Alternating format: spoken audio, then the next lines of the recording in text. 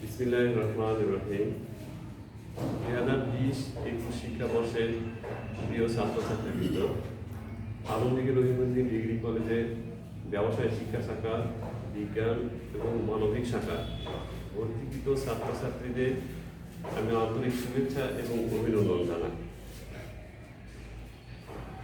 Corona ভাইরাসের এই সময়ে স্বাস্থ্যবিধি মেনে নিশ্চয়ই তোমরা ভালো আছো। আমি মোহাম্মদ ইলিয়াসউদ্দিন, সহকারী অধ্যাপক, হিসাব বিজ্ঞান বিভাগ। আজকে আমি হিসাব বিজ্ঞান প্রথম পত্র ক্লাস নেব। প্রথম অধ্যায়।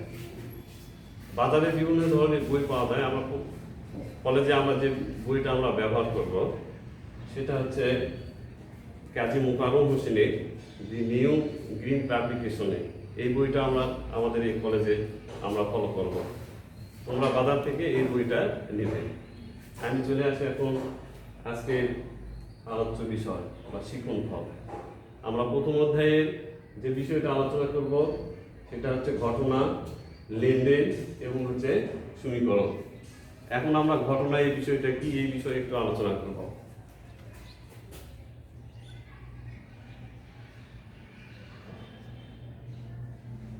মৌখিকভাবে ঘটনা হচ্ছে প্রতিনিয়ত আমাদের চারপাশে যা কিছু ঘটছে সেটাই হচ্ছে ঘটনা। অর্থাৎ আমি এখন যে ক্লাস নিচ্ছি এটাই হচ্ছে ঘটনা।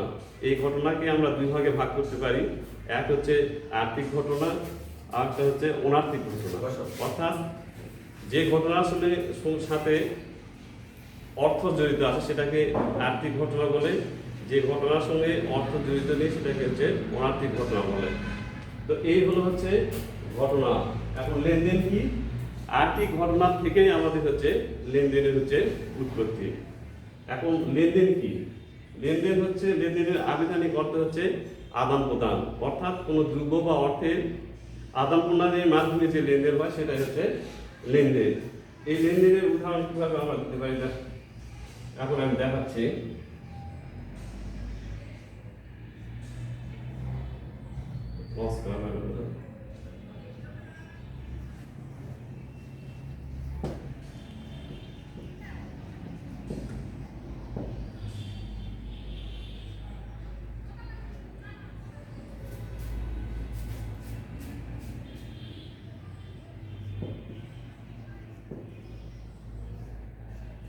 ক্রয় করা হলো, এটা একটা হচ্ছে ঘটনা।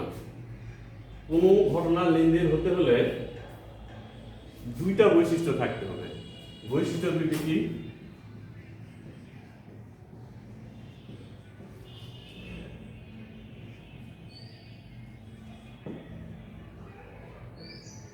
অর্থের মাপকাঠিতে পরিমাপযোগ্য,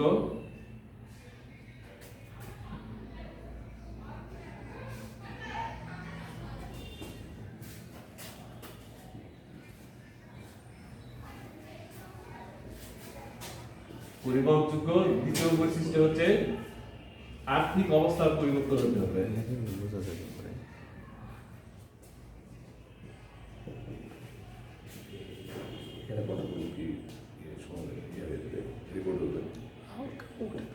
আর্থিক অবস্থার পরিবর্তন হতে হবে। অর্থাৎ কোনো লেনদেন ঘটনা হতে হলে অবশ্যই এই দুটো বৈশিষ্ট্য থাকতে হবে।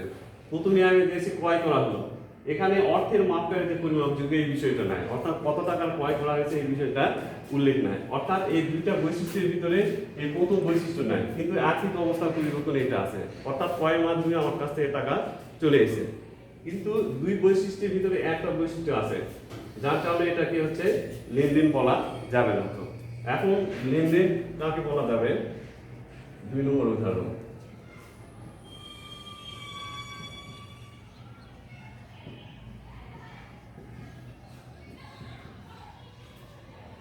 $10,000 ক্রয় করা হলো। এই ঘটনার ভিতরে এই দুটা লেনদেন হচ্ছে উপস্থিত আছে। অর্থের মাপকাঠিতে পরিমাপযোগ্য, অর্থাৎ অর্থের মাপকাঠিতে এখানে $10,000 এখানে উল্লেখ আছে। আর একটা বৈশিষ্ট্য কি? আর্থিক অবস্থার পরিবর্তন। অর্থাৎ ক্রয়ের ফলে আমার টাকা এখান থেকে হচ্ছে চলে গেছে। এই ঘটনার ভিতরে দুটি বৈশিষ্ট্য বিদ্যমান, যার কারণে এটাকে আমরা হচ্ছে লেনদেন বলবো। আর একটা উদাহরণ,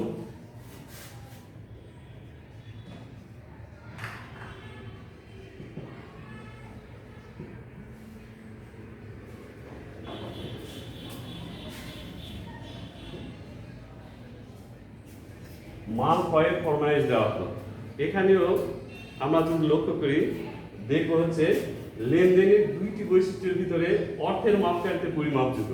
এখানে এই অর্থের মাপকাঠিতে পরিমাপযোগ্য এই বিষয়টি উল্লেখ নাই, অর্থাৎ কত টাকার আমি মাল কিনবো এই বিষয়টা উল্লেখ নাই। এছাড়া ফরমাইশ দেওয়া হয়েছে, অর্থাৎ একটা দোকান থেকে আমি মাল কিনবো সেই বিষয়ের জন্য আমি ফরমাইশ দিয়েছি, যার কারণে এখানে আর্থিক অবস্থারও পরিবর্তন হয়নি, যার কারণে এটাকে আমরা হচ্ছে লেনদেন বলতে পারি না। এই হলো লেনদেন। এখন আমরা যাবো হচ্ছে সমীকরণ।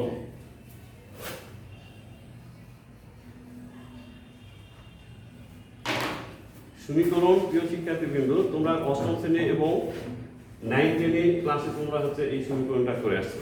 এই সমীকরণের দুইটা পক্ষ, আমরা যে সমীকরণটা এর আগে করে আসছিলাম সেখানে যে দুটো পক্ষ ছিল সেটা হচ্ছে বাম পক্ষ সমান সমান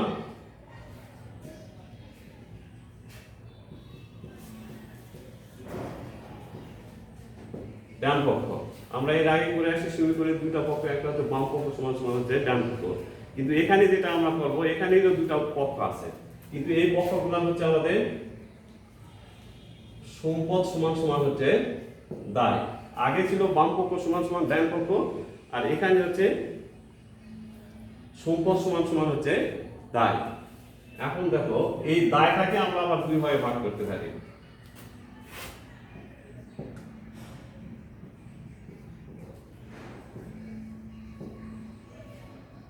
এক হচ্ছে আন্তদায়, আন্তবা হচ্ছে অন্তদায়, দুই হচ্ছে বহিদায়। অর্থাৎ একটা নির্দিষ্ট সময় পরে একটা কারবার প্রতিষ্ঠানে সম্পদ সমান সমান দায় সমান হবে, কিন্তু দায়ের ভিতরে আমার দুইটা পক্ষ আছে, একটা হচ্ছে অন্তদায়, একটা হচ্ছে বহিদায়। অর্থাৎ কারবার প্রতিষ্ঠানের প্রতি বাইরের লোকের যে দাবিটা এটা হচ্ছে বহিদায়, আর মালিকের যে দাবি এটা হচ্ছে অন্তদায়। এখন এই অন্তদায় কি কি নিয়ে গঠিত হয় সেটা আবার আমাদের দেখাতে হবে। কিভাবে অন্তদায়? অন্তদায়টা হচ্ছে মালিকানা সত্ত্ব,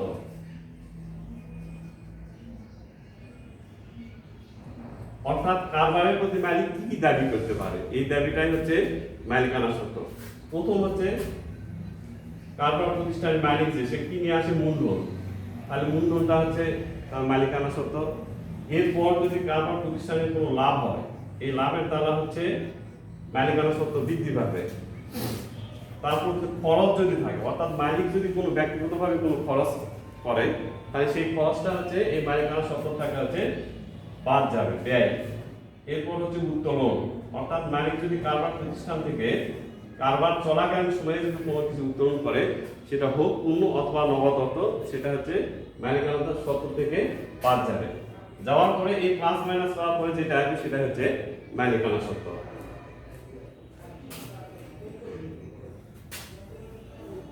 এখন বহিদায়টা কি? বহিদায়টা হচ্ছে কারবারের প্রতি বাইরের লোকের যে দাবি। এই দাবি কিভাবে হতে পারে? যদি ধারে ক্রয় করা হয় তাহলে কি হবে, কারবার প্রতিষ্ঠানের নিকট থেকে, যার নিকট থেকে ধারে ক্রয় করা হবে সে হচ্ছে কারবারের নিকট দাবি করবে। এছাড়া যদি ব্যাংক থেকে লোন নেওয়া হয়, কোনো ব্যক্তির নিকট থেকে লোন নেওয়া হয়, তারাও কারবারের প্রতি হচ্ছে দাবি করবে। এই বিষয়গুলো হচ্ছে বহিদায়। তো আমরা এই সমীকরণের কিছু উদাহরণ দ্বারা আমি এখন বোর্ডে দেখাবো।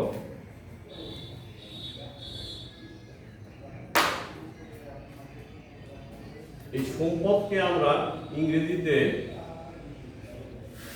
এ লিখব, এতে হচ্ছে অ্যাসেট, দায় ইংরেজিতে এটাকে হচ্ছে লায়াবিলিটিস বলে। প্লিজ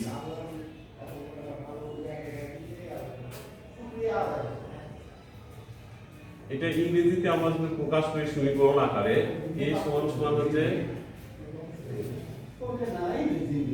এল যোগ হচ্ছে ওই, এল মানে হচ্ছে লায়াবিলিটিস, ওতে হচ্ছে ওনার সিকিউরিটি, মালিকানা সত্ত্ব। এটা ইয়েটা আমি করে দিচ্ছি, এ সমান সমান হচ্ছে অ্যাসেট, এল তে হচ্ছে লায়াবিলিটিস, ওতে হচ্ছে ওনার সিকিউরিটি।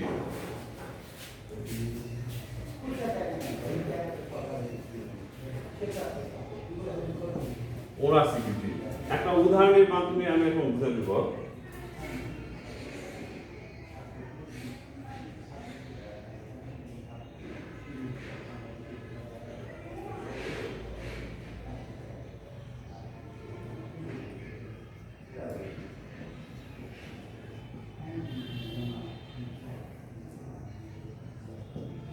আসবাবপত্র ধারে ক্রয়, এই লেনদেনের দ্বারা সমীকরণে কি কি প্রভাব পড়বে এই বিষয়টা আমি দেখাবো। আমি আসবাবপত্র ধারে ক্রয় করেছি, তাহলে ক্রয়ের মাধ্যমে আমার কি হচ্ছে, কার মানে হচ্ছে আসবাবপত্র এসেছে, এই 5,000 টাকা তাহলে অ্যাসেটের ভয় লিখতে হবে।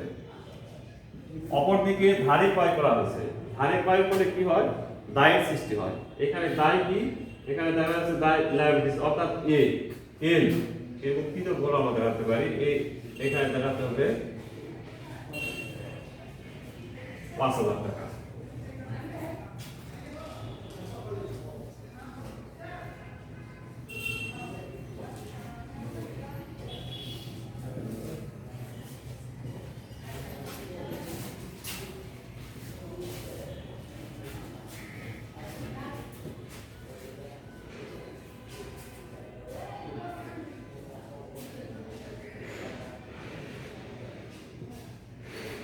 ধারে কয়েক টাকা পরিশোধ করা হয়েছে, এই ধারে কয়েক টাকা পরিশোধ করা হয়েছে, তাহলে কারবারের সম্পদ বাড়বে না কমবে? যেহেতু টাকা আমরা পরিশোধ করেছি অবশ্যই হচ্ছে টাকার পরিমাণ হচ্ছে কমে যাবে।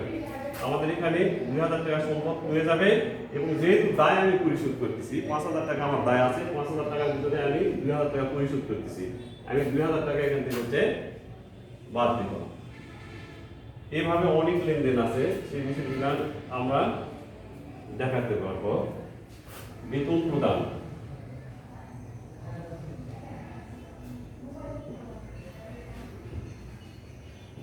বেতন প্রদান 1,000 টাকা, তাহলে বেতন যে আমি 1,000 টাকা প্রদান করলাম, তাহলে আমার সম্পদ 1,000 টাকা অবশ্যই কমে যাবে, এখান থেকে 1,000 টাকা বাদ যাবে। আর বেতন যেহেতু একটা খরচ, খরচ হলে কি হবে, আগের বার আমি দেখাইছি যে মালিকানা সত্ত্ব কি কি দ্বারা বাড়ে এবং কমে। বেতন যেহেতু একটা ব্যয়, ব্যয়ের কারণে হচ্ছে মালিকানা সত্ত্ব কমে যাবে, এখানে মালিকানা সত্ত্ব হচ্ছে ওই, এখান থেকে 1,000 টাকা হচ্ছে বাদ যাবে। এভাবে আমরা সমীকরণের বিষয়গুলো আমরা আলোচনা করতে পারি। তো প্রিয় শিক্ষার্থীবৃন্দ, আজকে এই পর্যন্ত। আগামী দিনে আগামী ক্লাসে দ্বিতীয় অধ্যায়ে জাবেদা চ্যাপ্টারটা আমরা পড়াবো। এই পর্যন্ত তোমার স্বাস্থ্য বিধি মেনে ভালো থাকবে, এই বলে আমি আজকে বলছি।